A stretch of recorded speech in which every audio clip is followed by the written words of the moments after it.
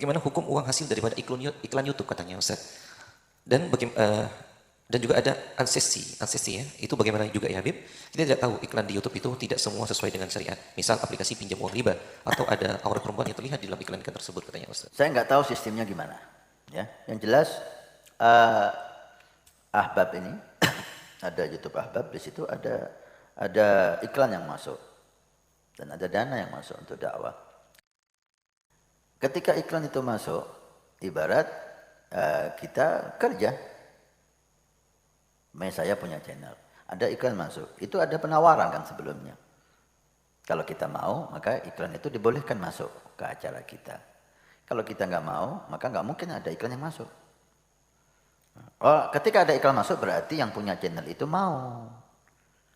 Kalau mau berarti ini seperti kerja, nggak ada masalah. Kita kerja sama orang Yahudi pun nggak ada masalah. Kecuali kalau kita mengiklankan sesuatu yang haram, nah itu nggak boleh. Kalau yang masuk iklan Shopee, masuk iklan ini, masuk iklan itu, selama tidak hal-hal yang diharamkan oleh Allah Subhanahu wa taala, ini kerja, nggak ada masalah. Innamal bai'u antaradin, jual beli jasa, ini jual beli jasa ini. Antaradin, selama sama-sama ridha, silahkan gitu. Memang kalau emang dibuat secara mu'tamad, bagaimana akadnya, bagaimana ininya, bagaimana uangnya, oh ini sulit, banyak yang nggak sah.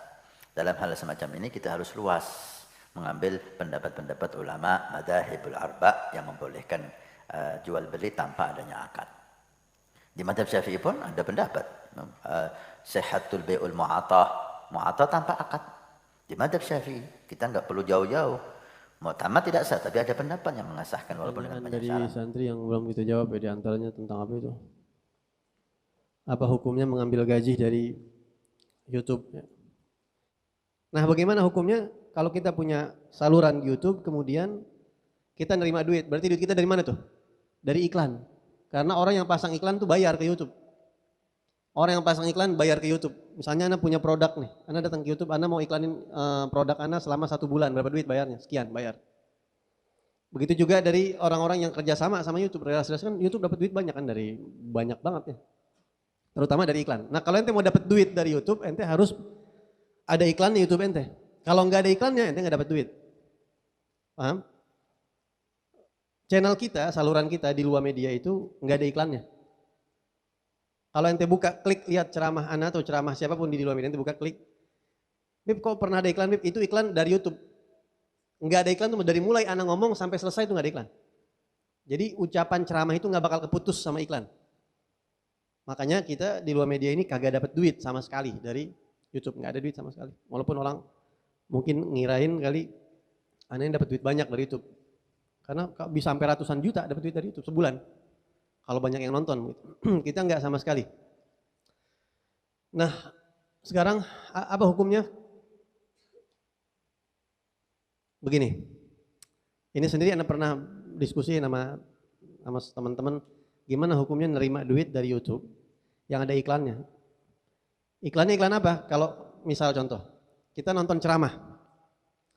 Hadirin sekalian, bayangkan ini kejadian begini, kita dengar ceramahnya. Tahu-tahu dia pas mau ngomong Rasulullah SAW bersabda dalam sebuah hadis.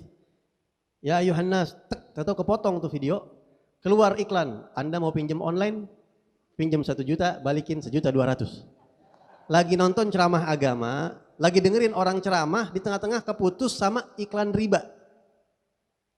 Paham? Iklan riba, keluar iklan riba. Nah, kita yang punya saluran, udah gitu saluran ceramah, masang di YouTube, terus dapat iklan, dapat duit. Duitnya itu ada iklan-iklan riba di situ. Nah, itu ente bisa bayangin sendiri bagaimana tuh duitnya dapat dari iklan-iklan riba. Anda pernah tanya sama Fadil, Del bisa gak iklannya di setting? Iklannya itu jangan yang kontroversi, jangan riba, jangan ada gambar perempuan, jangan ada ini, jangan ada itu. Kata dia bisa, tapi duitnya kecil banget. Begitu. Atau kalaupun bisa, katanya bisa disesuaikan. Tapi konten ada satu konten agama begitu, itu tetap kecolongan lagi. Ntar kemarin juga dia tuh ada lagi iklan ribanya, ada lagi iklan perempuan yang joget-jogetnya lagi. Jadi kalau mau dapat duit, video kita ditampilin iklan riba dan iklan perempuan. Kalau nggak ada iklan begitunya, kita nggak dapat duit. Kira-kira duitnya gimana tuh? Halal apa haram? minimal remeng-remeng, syubhat. Ya. Karena iklannya ada iklan yang ada iklan yang enggak haram mungkin, iklan mobil misalnya. Ada juga iklan yang tidak dibenerin sama agama, gitu. Berdasarkan itu, makanya nanti kalau antum keluar dari pesantren, terus ente mau jadi YouTuber, ya, kalau niatnya dakwah, ente jangan pakai iklan-iklan, jangan cari duit di situ, dan mendingan itu lebih selamat. Soalnya kalau video-video agama, video-video Islam di tengah-tengah ada iklan riba, ada iklan perempuan, pertama berkahnya kurang. Ilmu yang disebarin juga nggak terlalu manfaat, nggak tahu masuk ke hati apa kagak. Habib Abu Bakar Al-Masyhur pernah mengatakan syiar agama Islam di media-media itu barokahnya kurang. Kenapa? Karena kepotong-potong dan keselip-selip sama hal-hal yang agak pantas kadang-kadang, kata Abu Bakar Al-Masyhur. Abu Bakar Al-Masyhur pernah ngasih seminar tentang media di zaman sekarang itu, efek media di tengah umat Islam gitu kira-kira. Jadi sehebat apapun, kalau masih ada kayak begitu-begitunya, barokahnya kurang. Ya, kalau mau bikin konten agama, mendingan jangan diniatin nyari duit. Kalau mau nyari duit, mendingan konten otomotif tuh. Banyak kan ada orang bikin konten otomotif tentang mobil segala macam, duitnya ratusan juta dia dapat. Tapi ada iklan, ya udah itu urusan dia nggak apa-apa. Urusan dia, duitnya halal apa kagak tuh Bib? Ya kalau iklannya campur-campur, dia tahu dia dapat duit dari iklan-iklan yang seperti itu. Ya syubhat. Gitu ya, udah pasti syubhat. Ya. Begitu. Karena kita seperti menjadi jembatan. Iklan riba itu datang ke video kita, orang yang lihat video kita jadi tahu tuh iklan-iklan riba begitu. Kita seolah-olah memfasilitasi, menjembatani transaksi-transaksi ribawi, walaupun orang itu mungkin nggak tertarik, tapi jadi syiarnya riba begitu. Terus bagaimana kalau ada orang awam yang lihat terus tertarik dia? Apalagi sekarang riba ini cukup kecil, pinjam 1 juta, balikin cuma 1 juta 100 ribu begitu tuh kecil. Dan sekarang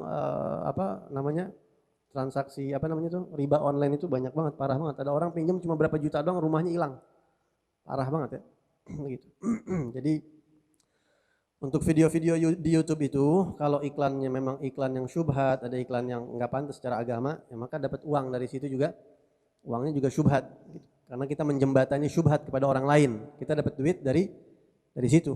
Tapi kalau seandainya iklannya kagak ada yang syubhat, ya kagak ngapa-ngapa. Tapi yang pernah Anda dengar, kadang-kadang tetap masih kecolongan. Ya, udah diusahain tetap masih kecolongan. Wallahu alam kalau kecolongan bagaimana. Kalau kita udah tahu bakal kecolongan tapi kita masih, ya udah pasti kena.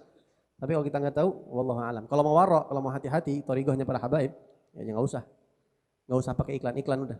Makanya Anda sendiri kalau ngelihat ada orang punya akun YouTube terus pakai iklan, akunnya akun ceramah, ngelihatnya kurang enak begitu ya kalau sendiri. Nggak kagum, nggak senang gitu. Baik, bismillah. YouTuber adalah orang yang berkecimpung dalam dunia YouTube dengan cara membuat satu program acara lalu diangkat di YouTube, atau mengambil satu acara atau mengambil satu hal diangkat ke YouTube agar banyak pengunjungnya dan seterusnya. Kurang lebihnya seperti itu kan. Baik, YouTube adalah salah satu media. Jika digunakan untuk baik maka akan menjadi baik. Jika digunakan untuk kejelekan akan menjadi jelek. Jadi YouTube tidak beda dengan media-media yang lainnya. Bahkan di saat seperti ini, umat Nabi Muhammad harus serius di dalam menekuni dunia media. Umat Nabi Muhammad harus serius dalam menekuni media, termasuk urusan YouTube. Orang-orang yang menyebar fitnah pun menggunakan YouTube. Dulu adalah radio, televisi, sekarang berpindah pada YouTube. Lebih luas lagi jangkauannya. Bisa masuk saku kita. Bagaimana hukumnya? Hukumnya menjadi YouTuber. Kita bicara tentang hukumnya nonton YouTube dulu. Hukum nonton YouTube ada 2. Haram dan boleh. Yang haram kalau Anda menonton YouTube sesuatu yang tidak terhormat. Membangkitkan syahwat, film kotor, atau fitnah, atau pemikiran-pikiran yang sesat. Anda haram mendengar. Tapi kalau Anda melihat YouTube yang bermanfaat, guru-guru Anda dan seterusnya, adalah sah. Karena YouTube-nya adalah halal dan haram, ada 2 yang boleh dan tidak boleh, maka ngurusi YouTube pun juga ada 2. Maka menjadi YouTuber, bahkan katanya mendapatkan uang dan sebagainya. Pertama, menjadi YouTuber. Kalau Anda menjadi YouTuber yang serius karena Allah, Anda tidak akan nge-share, Anda tidak akan mengupload sesuatu kecuali itu adalah bermanfaat. Apakah urusan kesehatan, urusan agama, urusan keamanan kemasyarakatan, kalau yang Anda angkat itu dan benar bermanfaat untuk umat, maka Anda mendapatkan pahala sesuai dengan niat Anda. Anda berpahala, tapi na'udzubillah, jika Anda termasuk yang tidak pernah peduli, yang penting viral, ketahuilah Anda beli neraka. Wahai hamba Allah. Tapi kalau Anda YouTuber yang serius karena Allah, sama seperti mempunyai televisi, sama yang radio, mempunyai televisi adalah baik jika digunakan untuk kebaikan. Tapi jika digunakan untuk kejahatan, akan dosa di hadapan Allah Subhanahu wa taala. Nah, di saat Anda menghadirkan YouTube yang bagus, maka Anda mendapatkan pahala. Ini, dari sisi ini. Kemudian bagaimana uang yang didapat setelah itu? Ketahuilah, uang yang didapat, misalnya Anda mendapatkan uang dari perusahaan YouTube tersebut, karena promo-promo yang masuk, uang yang didapat, dilihat. Jika promonya promo yang tidak benar, promo yang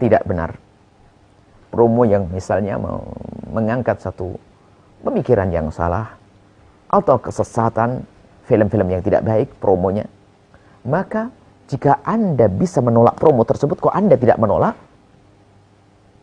maka Anda masuk wilayah haram.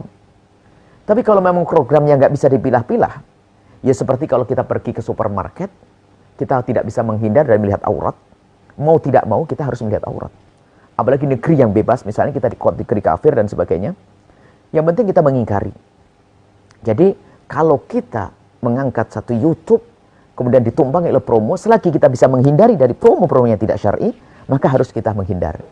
Tapi kalau kita sudah tidak bisa, umumul balwa, sudah tidak bisa, sementara YouTube kita harus kita kuasai, tapi sisi lain, kita tidak punya perusahaan sendiri, kita masih numpang, sehingga kadang ditumpangi oleh promo-promo tersebut, sehingga promo kadang baik, kadang tidak, kadang baik, kadang tidak.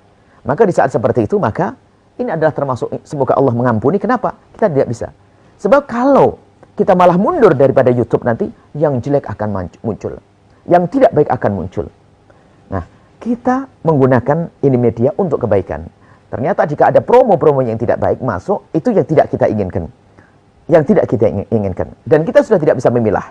Ingat, jika kita masih bisa memilah, maka kita wajib memilahnya. Kita wajib memilahnya. Kalau kita tidak memilah, masuk wilayah haram. Tapi kalau nggak mungkin dipilah, katanya sih susah dipilah karena apa? Kita masuk perusahaan dan perusahaan itu yang menjual promonya kepada kita. Maksudnya kepada kita, menyampaikan promo kepada kita. Jadi kita tidak bisa memilih. Jika keadaan kita tidak bisa memilih, itu bukan di bawah kekuasaan kita, maka ketahuilah, insya Allah masih halal. Cuman ini loh, yang waspada adalah yang nonton ya. Yang waspada nonton. Sebab kalau ini nanti di stop, maka YouTuber muslim yang soleh akan berhenti karena semua haram-haram, akhirnya dikuasai oleh musuh-musuh Allah. Dikuasai oleh musuh-musuh Allah. Sekarang zamannya zaman bersaing. Hingga suatu ketika kita punya perusahaan sendiri tentang YouTube atau yang sepadannya, yang bisa menghadirkan sesuatu yang islami, syar'i, tidak bertentangan dengan syariat. Maka menjadi YouTuber sampai mendapatkan hasil, insya Allah rizkinya adalah halal, dengan catatan tujuan Anda adalah baik. Yang Anda share, yang Anda upload adalah sesuatu yang baik, bermanfaat, bukan hanya sekedar viral. Kemudian urusan promo, Anda sudah berusaha. Kalau berusaha untuk memilah, jika Anda tidak memilah, Anda insya Allah dimaafkan dari sisi ini. Karena apa? Niat Anda adalah benar, besar. Anda adalah niat yang baik karena Allah Subhanahu wa taala untuk berjuang menyebarkan media, menyebarkan petuah-petuah para ulama atau hikmah-hikmah para ulama atau hal-hal informasi kesehatan yang bermanfaat. Anda berpikir untuk ini saja. Jika Anda seperti itu, insya Allah halal. Insya Allah halal. Tapi kalau Anda sudah tidak peduli, hanya ngejar viral, amanat di hadapan Allah. Kadang menfitnah orang hanya ingin viral, menyebarkan perusahaan hanya ingin viral. Na'udzubillah, dosa setelah itu. Takutlah kepada Allah. Wahai semua anak-anakku, adik-adikku yang berkecimpung dalam dunia YouTube, dalam dunia media sosial ini, ayo kita menjadi YouTuber ahli surga. Ambil petuah para ulama. Bisa viral kok, sebab umat di Indonesia saja berapa kaum muslimin. Semua rindu kemuliaan kau. Gak perlu Anda menyodorkan fitnah. Gak perlu Anda menyodorkan fitnah. Gak perlu Anda menyodorkan sesuatu yang tidak bermanfaat untuk umat Nabi Muhammad. Gak perlu. Dan jangan khawatir tidak ada yang mengikuti Anda. Bakal ada yang mengikuti.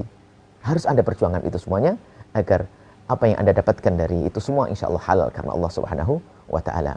Ini saja, semoga Allah mengampuni semuanya. Mengampuni semuanya. dan menjadikan kita pejuang Rasulullah sallallahu alaihi wasallam yang serius ikhlas karena Allah Subhanahu wa taala. Wallahu a'lam bishawab.